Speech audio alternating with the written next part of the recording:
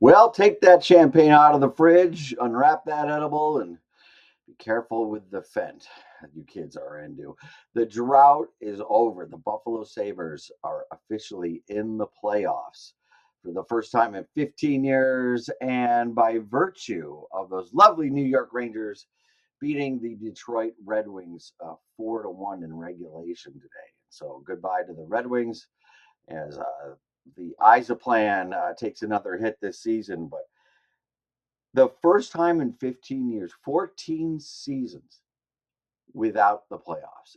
And it's hard to imagine. It seems just like this number in the ether. But when you really look at the reality of it, it's incredible that a team could miss it this much. But they're finally back. Top now the sole possessor of playoff droughts in the major professional sports are now the New York Jets. So they're no longer in the record. You don't want to be in the record book next to the Jets unless it's pulling out the greatest upset in Super Bowl history. That's the only thing you want to be next to them for. So now the Jets get the mantle, and I'm sure long-suffering Jet fans are happy. But this has been 5,457 days. 5,457 days. It's hard to entertain really just how long it's been. But here are some of the things that were happening back on April 26, 2011, the night the Sabres lost Game 7 in Philadelphia to lose the opening round series to the Flyers. Barack Obama was president. Okay. The idea of Donald Trump being president of the United States was created by a joke writer on The Simpsons. Okay. This is years before he announced. Osama bin Laden had exactly 1 week to live before our boys tapped him up and they dropped him in the ocean, which I always thought was poor on the Obama administration. They should have put him in one of those open sewers in Uzbekistan and let him spend eternity in a place he's familiar with. But that being said, um, incredible. Incredible. They have a game tonight against Washington. Okay, great. They can come out and lose 7-1, look lethargic. Everyone can complain about it tomorrow. Today is a day, and tonight is the night of for celebration. And as every Sabre fan knows, December 9th is where everyone looks to when it started to turn around. They were 11, 14, and 4 at that point. Doing the Rodcast, a podcast I do with Chris Holzman. It's on SoundCloud. We said, here we go again. Can they be relevant by Christmas? And then it was, well, can they be relevant? We're asking for a lot, but by the Olympic break. And then by the Olympic break, it was, okay, can they regain their groove after 2 weeks off? Answered all those questions with flying colors. This came out of nowhere, like I've said on the last episode. Any Sabre fan who said they saw this coming, eternal optimist was saying 96, 98 points, and maybe eighth, maybe the heroic run to eighth, as Jerry Sullivan likes to put it. But nobody saw this coming. I didn't see this coming. They turned on a dime on December 9th.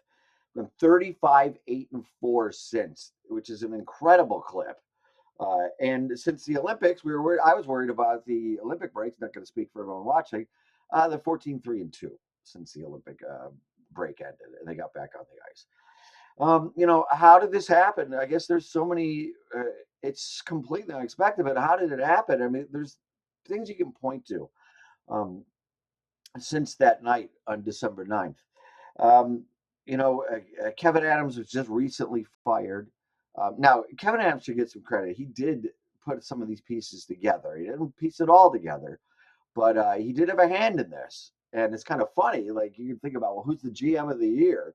I can't quite go there, but just the malaise and just the failure, the stench of failure that permeated him just went through the organization. So once he was removed and Jarkko Kekalainen, one of the actual experienced upper management in the NHL took over, it looked like the That's when it just started to turn, and it didn't turn slowly like, okay, well, 3 wins here, 1 loss here, 4 wins, and then 2 losses. I mean, they just went wild. And there's rumors now of, I think it was on After the Whistle podcast, that Owen Power is getting particularly ridden hard in the locker room by Lindy Ruff again and again, and a lot of the veteran players stood up. Now, whether that is, I heard Tuck, I heard Zucker, could be Darlene, could be whatever. There was some moment uh, with the pushback by the players in that locker room. Now, we're not going to know until someone wants to speak off the record, or someone's career is over, and they're going to say, oh, yeah, well, whatever happened, back in, 26, 20, 25, 26. Oh, I'll tell you exactly what happened. But you're not going to hear that now. That's just the rumor that has come out. But what these players have admitted, and Tage Thompson has, and Alex Tuck and Rasmus Dahlin have admitted, that they finally looked at each other and said, look, guys, what the fuck? Enough is enough. We are better than this. We can play better than this. We haven't played better than this. We know we can play better than this. And it's time to stop fucking around. Like, our careers we're into our careers now. There's no more excuses. Whatever euphemisms they used, no matter if it was over beers or if this was after a morning skate or after a game, whatever it was a player driven, player only thing. And they should bottle that up and sell it, because it worked. And not only did it work to mythical proportions, as this team has now in the playoffs after 15 years. I'll tell you though, when I started to think of off the ice stuff, where the turnaround was, and I'm not saying this is uh, you know the germination of it, but it was part of it. Last year, Jason Zucker did an interview in the midst of, I think they lost 7 straight, 7 or 8, and nobody in the locker room had answers. Nobody. Lindy didn't. Tage didn't. Darlene didn't. It was all the same that you've heard, the same bullshit you've heard for the past few years with this current core. Is, we got to play better. We got to start faster. Oh, they wanted it more. Oh, who doesn't love hearing that as a fan, right? But, Zucker had a real insightful interview during the midst of that losing. And he said, you know what? This happens to teams. This happens. It's professional hockey. I've been through this before. And we're going to find our way out of it. And it was that kind of mature analysis that has been missing from upper management and ownership down to the players. Is he really put it in perspective? Like, these are the highs and lows of an NHL career. And I don't know how much that resonated, but it resonated with me, because all these guys I've ever known on this team is losing, not making the playoffs, being done by February, being done, if they're lucky, by late February. But it all clicked into place. And I'll just mention a few players here, and I'll let you guys get back to your celebrations. The maturation of Matthias Samuelsson blows me away. And I admit this every time I bring him up. I would have traded him in the offseason. Someone wants to take some of that 7-year contract. Someone wants to take some of that salary. You want to give me a second rounder and a player that maybe I could plug in? Let's talk. Well, thank God he never did it, because he's turned into one of the top shutdown defensemen in the league. He was a +3 last year. He's a +32 right now. And not to mention, is he incredibly more responsible in his own zone and using his physicality for once, that 6'6" frame. He's got 13 goals, 28 assists, for 41 points. He has seemed to figure it out. Like I said before, growing defensemen, young defensemen, they're going to turn the puck over. Everyone knows that. But he has not only simplified his game, but he's elevated that. So not only has he cut out the complete and total head-shaking decisions, going up the middle, having it picked off, losing possession in his zone, getting outworked, outmuscled, he's eliminated that from game. Then he's added other elements as far as his physicality and scoring. So he's been terrific. Josh Doan, what a pickup! I think that could be a rare trade that works out for both teams with Peyton Krebs in Utah in a first wild card position out west. His season is almost mirroring Josh Doan's numbers: 23 goals, 24 assists, 27 points. I'm going to do a episode on playoff performers, guys I'm not worried about, and guys I'm worried about for the Sabres when they get there. But Josh Doan, I'm not worried about at all. He is exactly what every playoff team needs. He kind of reminds me of Hartman for the Wild. I mean, you just got to have that kind of guy who he's not flashy, but he does everything well. And he's very, very smart, and he's got a nice offensive touch, and he's responsible defensively. So he plays a good solid 200-foot game. And, you can count on one hand the Sabres have had that in the past 15 years. Peyton Krebs benefiting from first-line time, showing he deserves to be on the first line with Thompson and Tuch when that line is kept together. Noah Ostlund, quietly 60 games, but he's been a difference maker. Zach Metza, everybody's favorite number 5 defenseman in the league. He's been steady. He's a plus 20. And he always seems to make the right play. These are elements that this team didn't have for years. The simple play is usually the correct play. Now, I talked last episode about their ridiculous habit of falling into overpassing. This is not the day for this. This is the day for happiness and happy thoughts. I'll tell you something.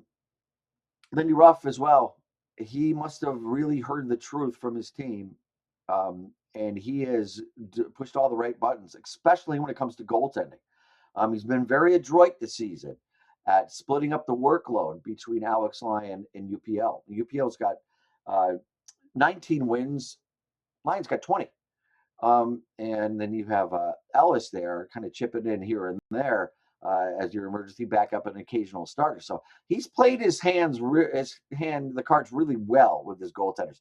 What he does in the playoffs, I don't know. I have thoughts on that, but today's not the day for that. And as a team, they're 5th in the league in penalty killing. And this is, how valuable power plays are. This is a huge part of this streak. Now, Tuch and McLeod and Mallenstein, they're not the second coming of Carbonneau and Skrudlin or Pandolfo and Madden, but they've done a great job this season. And at key times, they have killed penalties, and especially late in third periods, from the second half of the third period on, from the 10-minute mark on. Power play 15th, that's got to improve because the power plays, you hold them like gold in the playoffs. Maybe that power play can get hot in the playoffs. We've seen it happen before, particularly the 98 and then the 99 Sabres teams where the power play just kind of came out of nowhere and was key. Yes, there's playoff concerns. I don't like the way they played against the Islanders, for a lot of that game, but they wound up winning it. Ottawa was a no-show. Detroit was a no-show. They're